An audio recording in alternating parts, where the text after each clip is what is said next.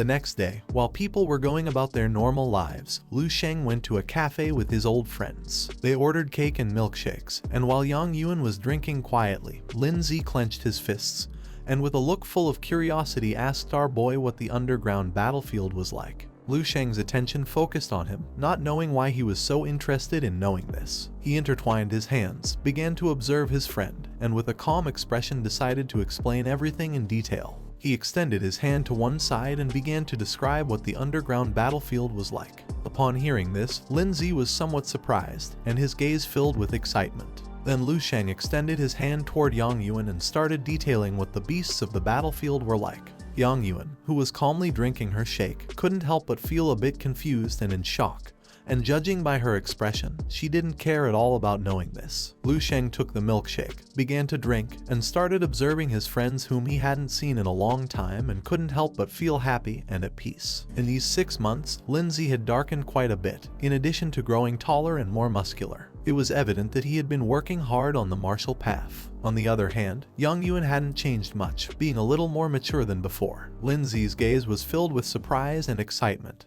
He stood up and was left speechless upon learning that people could turn into beasts. According to him, Lu Sheng's experiences were too thrilling, while on the other hand, Yang Yuan placed her hand over her chest, and her gaze filled with concern.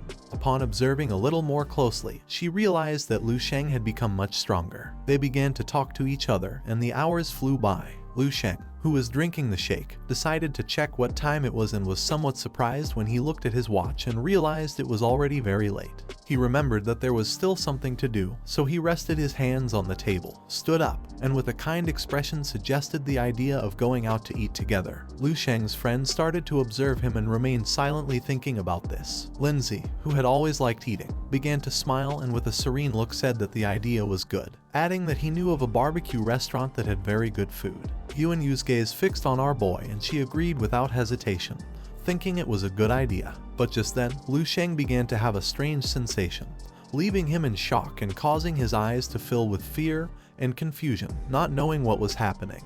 Lu Sheng threw the milkshake on the table, rested his hand on it, and placed the other on his head to try to calm the pain. Seeing this, Yuan Yu approached him, grabbed him by the arm and with a worried expression asked if he was okay. Lin Zi panicked upon seeing this and asked our boy what had happened. Lu Sheng's eyes filled with alertness and concern.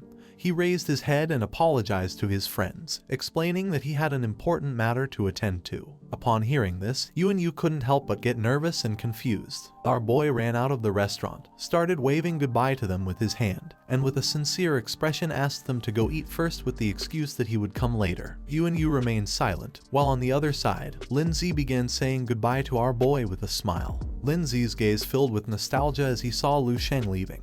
He tried to extend his hand toward him to ask him not to go, but then decided not to, realizing that now even eating with Lu Sheng had become something complicated to do. He missed the days when they ate together in the dining hall of the Shengwu Academy. Yuan Yu placed her hands on her chest and couldn't help but start worrying without knowing what had happened to Lu Sheng. At the same time, our boy clenched his teeth tightly because he was beginning to feel uneasy. After moving a little away from the restaurant, he activated his power, gained momentum, and started running at great speed. And seeing his expression, his friends realized that he seemed to be having problems. Today was a wonderful day, perfect for going out for a walk, and not far from the outskirts area, there was a beautiful park, perfect for days like these. While some were celebrating picnics and others were playing with their children, Lu Sheng sat on a bench, lowered his head and remained silent. He began to gaze at the ground with a lost expression and started thinking in silence. Then, he raised his head, and his look was filled with alertness and fear. A moment ago, 13 immortal cells had begun trembling violently, flickering like fireflies. He was feeling an unprecedented sense of crisis striking his consciousness again and again, each time becoming more intense. He didn't know why this was happening.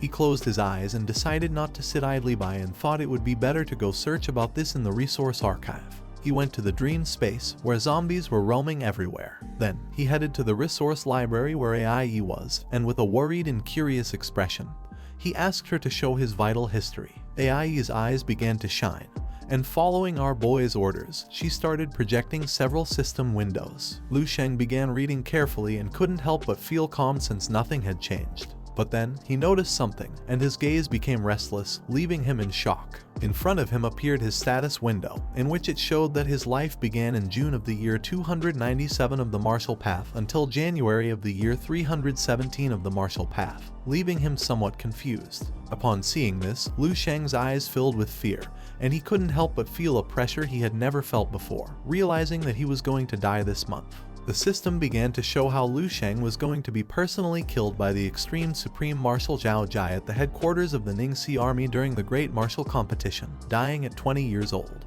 He realized that it was true that he was going to die at the hands of the extreme Supreme Marshal. He clenched his teeth tightly, and despair and fear consumed his mind. He began to observe the system window and couldn't help but wonder how this was possible. Zhao Jai was only a 9th level Supreme, not a 10th level one, who did not have the absolute power to act without consequences. He knew that Lu Sheng was under the direct protection of the army, and there was also no public evidence incriminating him in Lian Su's death. He didn't know why Zhao Jai had attacked nor what had failed in his plan. He closed his eyes, and as his body released energy, he began to imagine Lian Su smiling, realizing that she was very important to Zhao Jai. But a question came to his mind. He didn't know why he had given in the first time when he had killed Lian Jaibai. Lu Sheng, who was sitting on the bench, came out of the dream space, and his reality began to break into pieces before his eyes, as now his plan that he was so proud of had ended in total defeat. A few hours later, night fell, and then the sun rose again, and the leaves began to blow in the wind. 3 days had already passed, and Lu Sheng was still sitting on the same bench, trying to find the mistake, with his body covered by leaves. Shortly after, Lu Sheng caught the attention of a couple who were calmly strolling through the park. The woman, somewhat confused, started pointing at our boy with her finger and told her boyfriend that they had seen Lu Sheng 3 days ago, and he was still sitting in the same spot. Seeing that his body was covered by leaves, she couldn't help but wonder if he was dead. The man began to observe Lu Sheng and decided to take a look. He approached Lu Sheng, crouched down, placed his hand on his shoulder, and started shaking his body vigorously to remove all the leaves that were on top of him. The leaves fell off, but Lu Sheng still did not move. With a worried and surprised expression, the man realized that his chest was still moving, which meant he was breathing and still alive. The woman placed her hand on her chest and somewhat worriedly asked why he was sitting there, revealing that several days had already passed. The man's gaze filled with curiosity, not knowing what had affected our boy, assuming he must have suffered heartbreak.